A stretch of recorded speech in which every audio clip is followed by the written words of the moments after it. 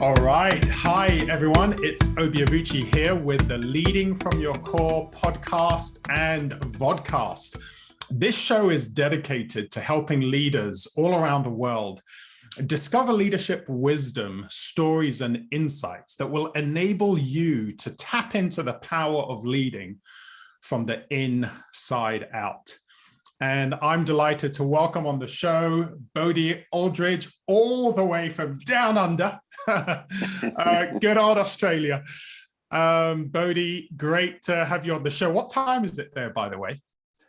Great, thank you. It's about 7:30 p.m. So 7:30 p.m. Cool. So yeah. you're still awake. Yeah. Just for you, Obi. Just for you. Yeah, brilliant. Well, hey, listeners and viewers, Bodhi is a really inspiring individual. Really excited to have him on the show. Just to let you know a little bit more about him, after 20 years as a lawyer, he sold his practice in 2000 and studied with world-renowned leaders in leadership development, systemic constellation work, and psychotherapy and coaching, and the art of presence, which we'll be talking about quite a bit. He's worked in over 20 countries, empowering teams, developing leaders, supporting sustainable change in a variety of organizations and industries. He's also been married for 40 years. I salute you, Bodhi, and lives with his wife by the beach near Byron Bay in Australia. They've got 4 children and 9 grandchildren, which undoubtedly keeps them tapping into the pure joy and innocence that life can offer. And I'm sure there's so much more that we'll hear about Bodhi over the next 35 minutes. But Bodhi, once again, really excited to have you on the show. Thank you. And we now have our 10th grandchild due in June. So, wow! The mob's growing. The clan is growing. The clan is growing. Exciting. Absolutely. Exciting. Yeah. And I should also say, Bodhi's an author. We co-authored the book along with 13 other incredible individuals, visionary male leaders. So lots of strings to your bow. Let's just hear, Bodhi, what else would you want to say, just as a way of introducing yourself? Anything that I've missed about you on a personal level before we dive into our conversation today? I guess maybe not so much on a personal level yet. You know, the work I've been doing recently is that, you know, how in some ways we're all leaders.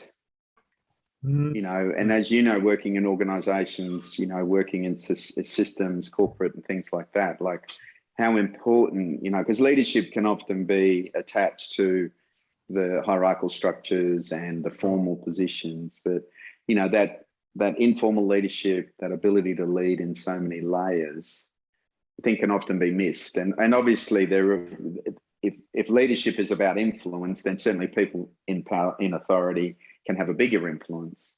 Mm-hmm. But so many people influence a system, and it's about empowering all of those people to realize that they are leaders and do have an impact. So just wanted to acknowledge that. It's just been showing up with a few clients recently. Yeah, brilliant. Absolutely. I've been having a number of those conversations recently, and a big part for me with my business, with the Personal Mastery Academy and personal leadership, it's that is the starting point, right? As individuals, recognizing that we've all got influence. It's actually my favorite way of defining leadership, influence, or positive influence. I prefer to add that element to it, because we can also have negative influence. But yeah, we absolutely all have influence, and all have. The important part, I think, with what you're drawing out there about everyone in a sense being a leader, is that we can all take ownership and responsibility for different tasks and certain outcomes, and recognize that we've got agency. So I love that idea of moving it beyond the title and the position to how am I showing up as an individual. So yeah. wonderful thing to draw out. One of the things, so we talk about a number of things on this show, and in particular, leading from the inside out. And I know a big thing for you and your work is this presence as a leader, and how do you stay grounded? I mean, before we started the recording, we were talking about some of what's going on in the world and some of the pressures, and down, you know, in Australia, you guys are dealing with floods, and there are times when it feels like life just throws so much at you, and particularly when you layer on top of that some of the business responsibilities that leaders might have, and maybe more so referring to senior leaders now. And you've got business responsibilities, but then you've got life responsibilities and challenges, and then maybe you've also got, you know, more grandkids coming, like in your case, or just, you know, all of these things can rock us as individuals. And so presence and being grounded is so critical. But how do you, actually, let's start off with this. How do you define presence? And then we'll sort of work our way from there. Yeah, it's always interesting when we move into these places of experience. You know, presence is an experience, and absolutely, you know, it's inside out, outside in. The key aspects of presence, as I define it, first is connection. And as you've mentioned, one of the key connections is the grounding connection to earth. Yeah, but it's connection to the whole system. It's connection to your whole energetic system, your emotional system, your intellectual system, your energetic field. Yeah, so a big part of the practices is to connect in. Remember, we're energetic beings. Yeah, we're not just thinking machines. And then from that place of connection, it is about openness, being open to your field of energy, and open as a leader to your team, to the system, to your community, to your personal relationships. And again, you know, teaching people how to be open, but not to feel invaded or have their boundaries crossed. Yeah, because when you really understand presence, yeah, then you can be fully open without any of that old story around, you know, boundaries and things like that. And then, you know, the other key aspect, if you think about connection and openness, the other is awareness. You know, it really is, as you know, leadership starts with self-awareness, relational awareness, systemic awareness, energetic awareness.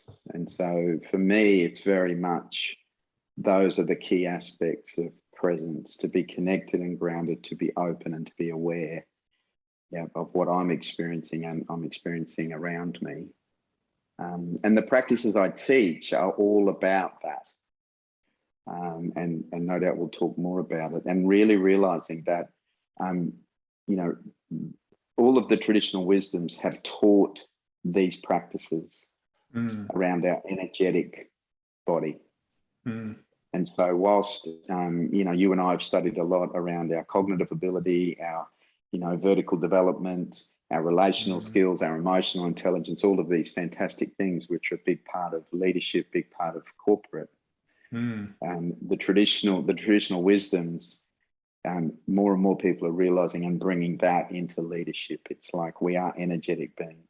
And one of the key teachings that I teach is that, you know, we have what's called a vertical core, which is an energetic line of energy that runs through us, and through the practices, that's how you create unwavering stillness amongst all the chaos.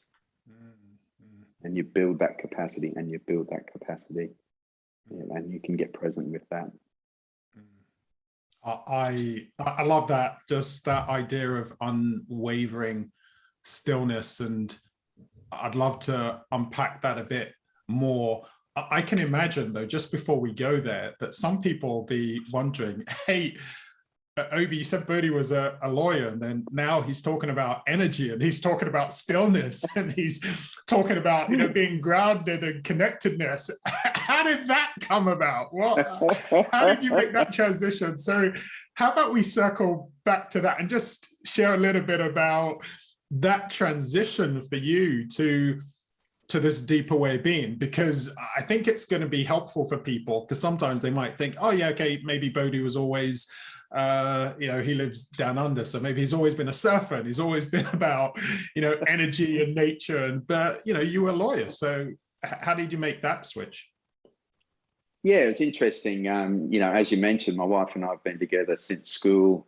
We have 4 children. We both went to university together, and like a lot of people, and like yourself, I work a lot with people around purpose, and give some distinctions around that. Yet, for me, probably typical for a lot of people, my mum was a single mum, and I got pretty good grades, and I said, what will I do? She said, go and be a lawyer.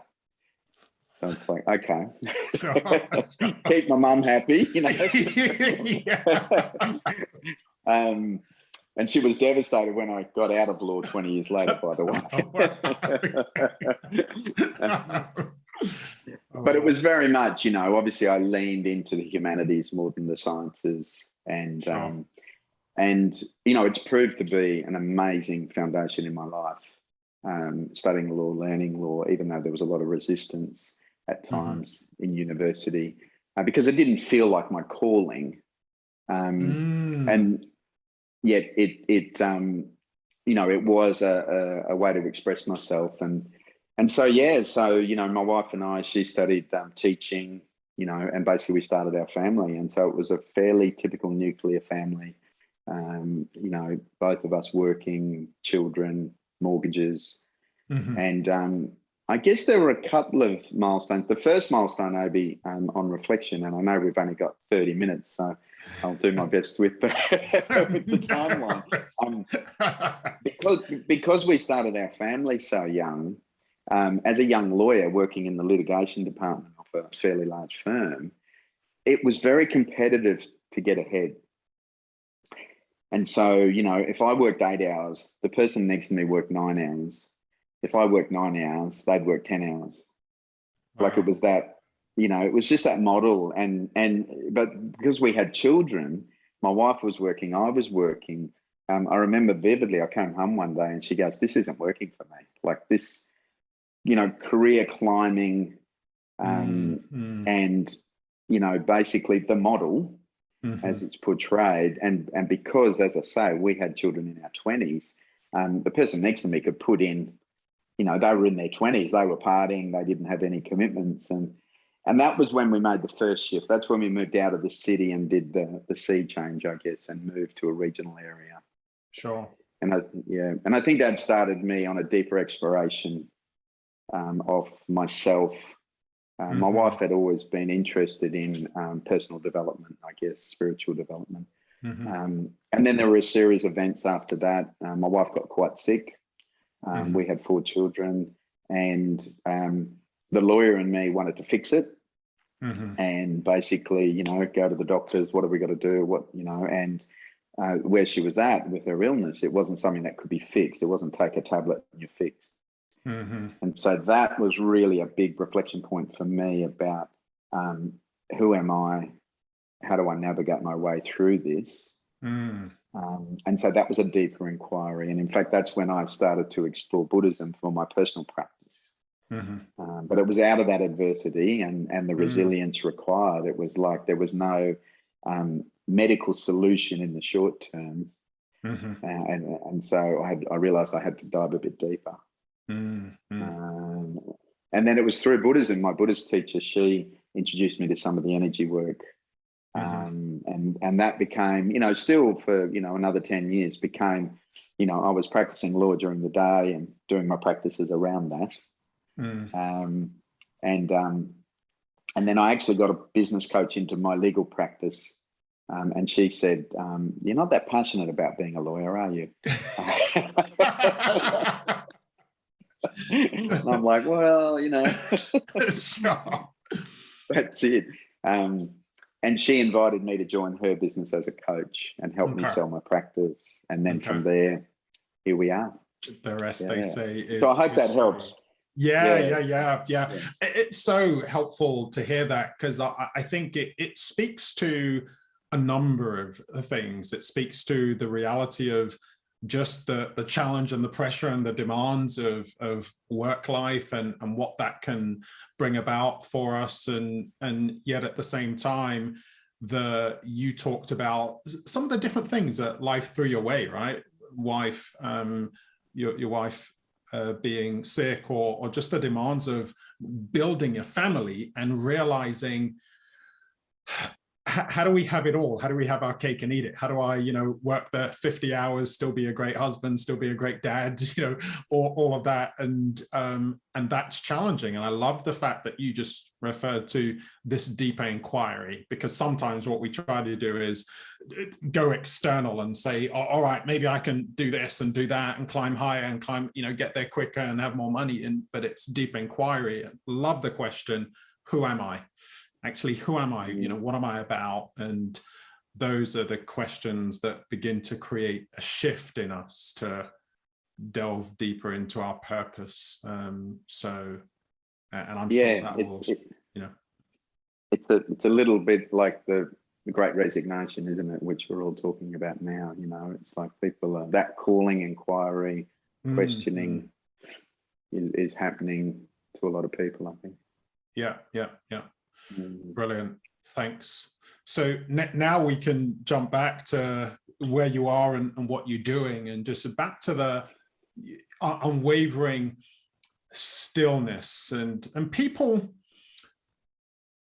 sometimes we often hear that, that analogy of, the duck that's on the on a pond and looks calm, but is frantically, swimming underneath it. And yet this, when you talk about the unwavering stillness, it feels like it's different in the sense that there's this intense storm around me, but internally there is this incredible calm. And what helps with that? You were talking about some of the practices. What helps with that from a perspective and yeah. No, it's a good way to flip it. And one of the things, going back as I was sharing and you were asking, is that and I think you do it as well, and I think more and more people, is that what we find is that I'm a pretty commercial guy when it comes to the boardroom and helping businesses with strategy, and what I mean. And I've also got a deep personal practice. And I think more and more leaders are realizing that you can integrate that. Absolutely. You don't have to, you don't have to live in Glastonbury and drop out. Yeah. This isn't about becoming a surfer and, going out into the woods. Absolutely. Exactly. Like I've, got a mortgage, got a family, got a business, and I just want to make that point, because I think more and more people are realizing that, and one of the things, and I think mindfulness has been great, this mindfulness revolution, I guess, because, mindfulness opens the door, to a much deeper inquiry into ourselves. And one of the keys with mindfulness is you start to develop your observer self. So you start to notice your thoughts, not be in your thoughts. And so to answer your question around the practices, and mindfulness, as I say, whatever the version of that, contemplation, prayer, meditation, what the deeper practice is beyond your observer self, is the field of oneness. And that's where unwavering stillness resides. And the practices lead you to that as being your home, where you can move into that energy field. You have your observer self, and then you have your thinking mind, which is a fantastic tool. You have your action, your behaviors, your relationships. And so there are 11 key practices that I teach, which help people get into this field of oneness. Grounding is a big part of it. And there are certain activation points, Obi. So if you look at the Chinese culture, you look at the Hindu culture, these activation points are essential energy points which allow you to move back into that field of oneness. And you can come home to that all day. I had a team of lawyers yesterday, I think, where I'm teaching them in the boardroom how to be present in their day. And 5-10 minutes practice a day is all it takes.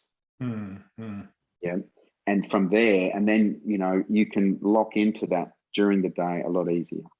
And the thing I've observed, and certainly my teachers in yoga, qigong and everything, most traditional wisdoms, and it's slightly different for the masculine and feminine, which is another podcast which we'll do, talk about a regular daily practice. And as I say, whatever that is, you know, like there's traditional practices which are thousands of years of evidence. But, you know, what we know, you know, the measurement around effective leadership is most effective leaders, whatever that means, have a daily reflective practice, some sort of reflective practice. That can be contemplation, as I say, it can be prayer, it can be meditation, mindfulness, grounding, those things. Yet what I encourage all of my clients to do is to develop a regular practice. And you mentioned earlier about habits, you know, and there's some great studies around how to develop habits.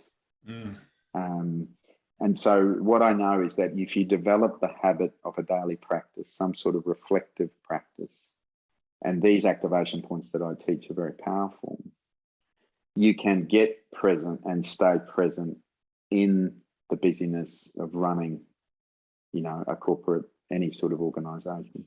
And when you get a leadership team who are willing to commit to that, you know, the most effective way around what's needed at the moment in leadership, you know, we've been through the agricultural revolution, the industrial revolution, we're just coming out of the information revolution, Google, Amazon, all the data, and we're into the consciousness revolution now. Yeah, this is where the way, what I believe is needed is for us to be able to tap into the energy of what's going on, and that's the fastest way to build our business, deal with obstacles, those sorts of things. And I believe, you know, that we're well into that, if that makes sense.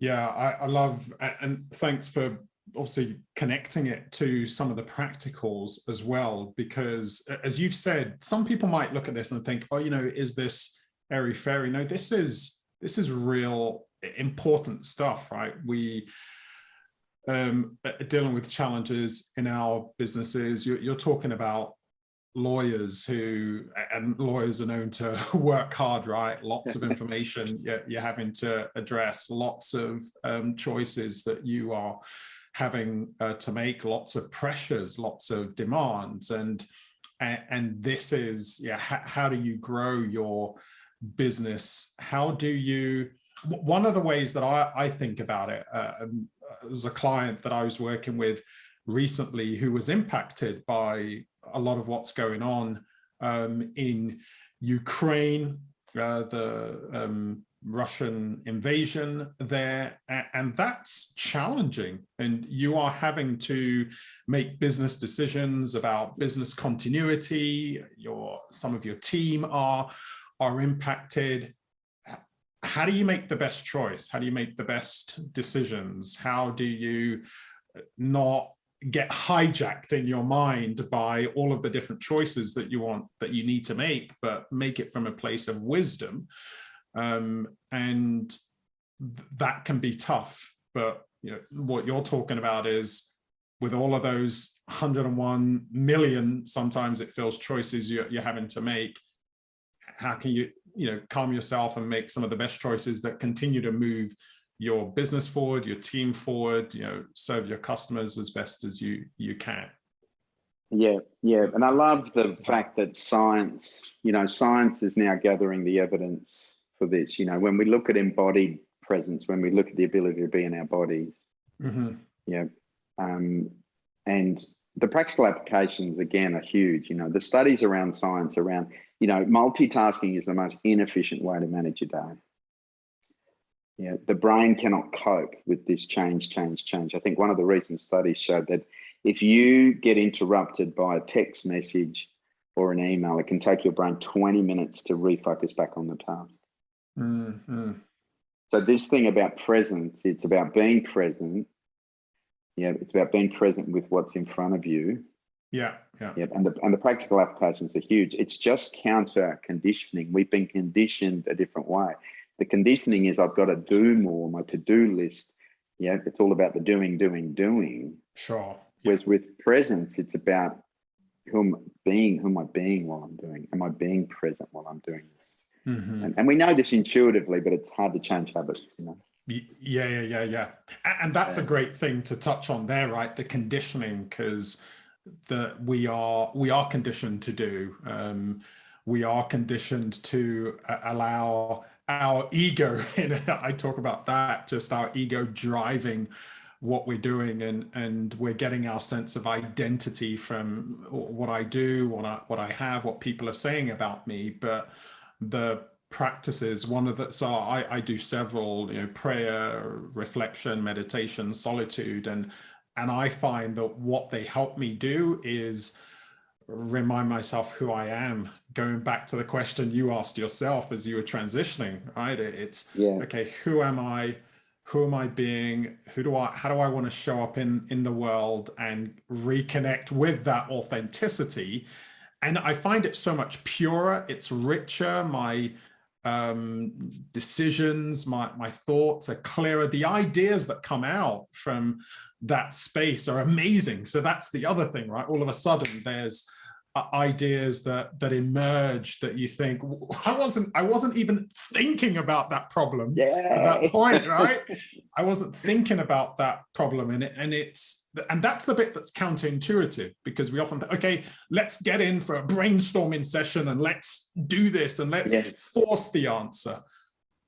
But there's a deeper wisdom that we can tap into that's beyond the thinking, and just creating that space for that insight and that wisdom to emerge. There was a client that I got this year purely from an idea that emerged. It was just an idea that emerged. I wasn't forcing it. I wasn't just, squeezing it out. I just created that space to, how can I serve more people? An idea came, put that idea out, and then before you know it, I'm working. We've got a new client for our business. So it is. Yeah, it's obviously, one of the values often in a business is innovation. Yet my experience is that when I'm present, out of my thinking mind, that's when the innovation occurs. But it's creating a container for yourself and also your organization to allow that to emerge. Yeah. Now, this is gonna put you on the spot, but let's see where it goes. Have you experienced just working with a client or clients where there was huge resistance to this, and then all of a sudden they begin to see the benefits and shift? What comes to mind for you? Yeah, it's interesting. Before COVID, I had a large global client, and the interesting thing working with systemic work, obviously, which I studied in the UK actually, is that with systemic work, anything that's showing up in the system is only a symptom from the source energy. Mm-hmm. And the source energy is, obviously usually the founders or the owners or the shareholders. Yeah. And so what happens in a system is that, so if I arrive to do a leadership course in a system, it's not as if some of those leaders have woken up and gone, I'd love to do some self-awareness presence practices with a guy called Bodhi. Oh, yeah. As most of us know as consultants, when you're in a leadership team, often people are there because they got the email, we're doing some leadership training, here we go again, Mm-hmm. And there are two fundamental states. When we get into that natural state, Obi, when we get present, we're either in flow or resistance. Yeah, and flow is when we're in joy. Mm. Yeah, and so a big part of this practice with leaders is, where do I add most value to the business? Where do I bring the most joy and flow? And if you look at the 80-20 rule, what I say to leaders is, you need to be spending 80% of your time where you make the biggest difference. And that's where you're in the flow and having joy. Yeah. And most of them say, well, actually, I spend 80% of my time in the weeds, dealing with problems, putting out bushfires. Sure. Yeah. And the more present you get, you know when you're resisting, whether you're resisting or pushing, or you're in your fear or in your ego fear, or when you're in the flow. And when you really develop the practice, you can start to see that during your day. And that can be I've experienced, and my clients have used, that can be the most powerful barometer almost of where am I in this moment? Am I in the flow or in resistance? Yeah, yeah. And to do that, you got to be in your body. Yeah.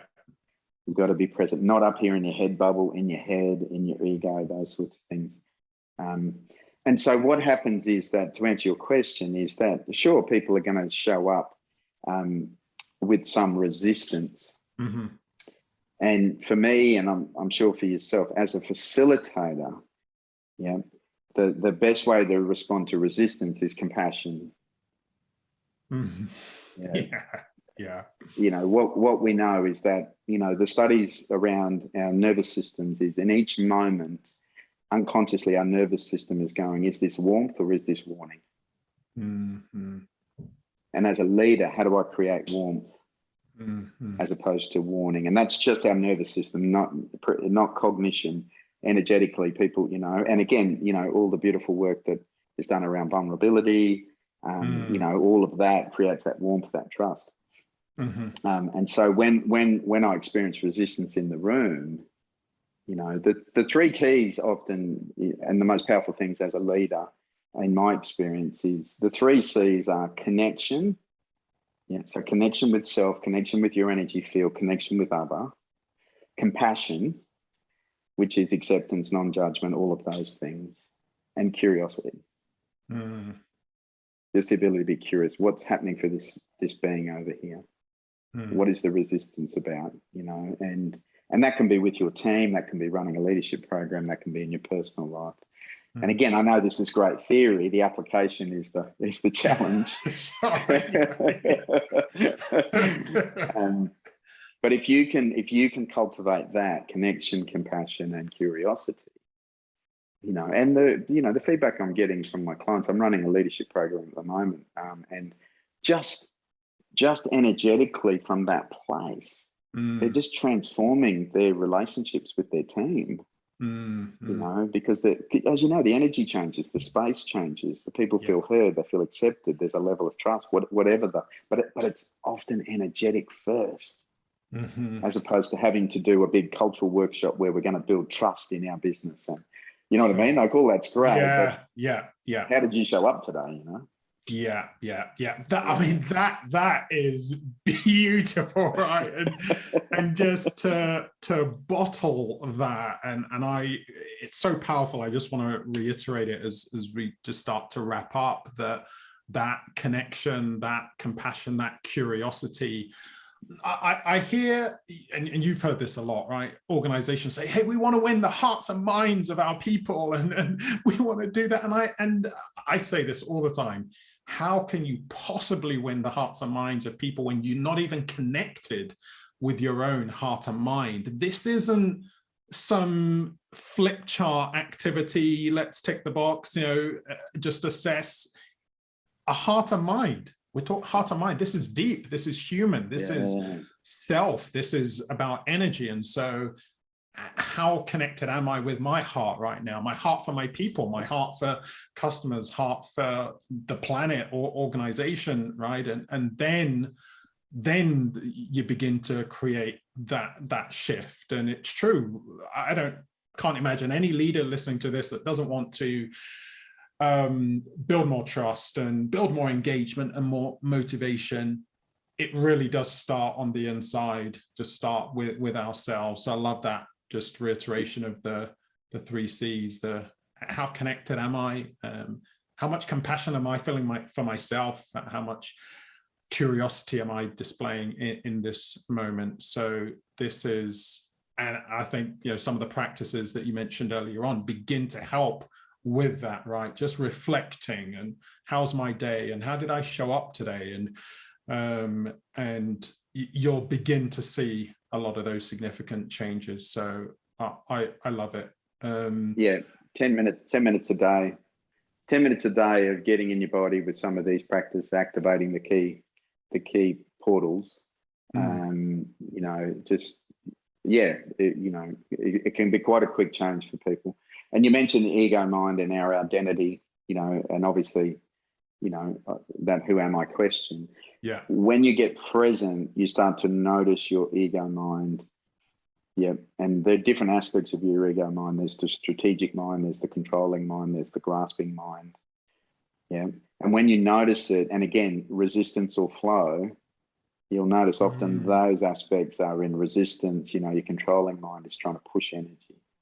And so it just allows you to go, I don't have to follow that controlling mind or strategic mind at the moment. I can just come back into the flow.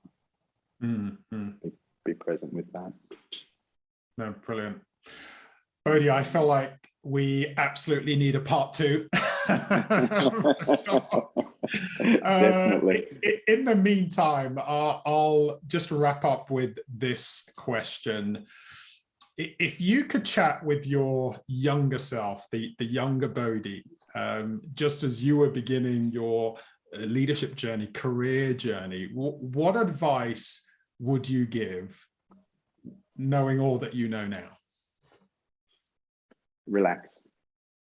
Yeah. It's going to be okay for all of us. Yeah. And then obviously there's my values and guiding principles and things, but fundamentally what I experience and what I teach, and I guess I would give my younger self, is to know that, and again, with the practices, so, and our part 2 will be about purpose. Because there's a vertical core, which is our purpose, and it's a vibrational system. And we are vibrational systems, and we create the whole of our own reality from that place. And so I'd be reminding my little self to relax and just stay present. Love it. Brilliant. And those, I think, are brilliant words for our listeners and viewers as well. Just relax and be present, and not in a way that takes you away from life, but in a way that allows you to live more of life in a truly purposeful way. So, hey, to all our listeners and viewers, I hope you enjoyed the show. I'm absolutely looking forward to having Bodhi on again for part 2. And we've already said it, purpose. So we'll be talking about that. Can't wait.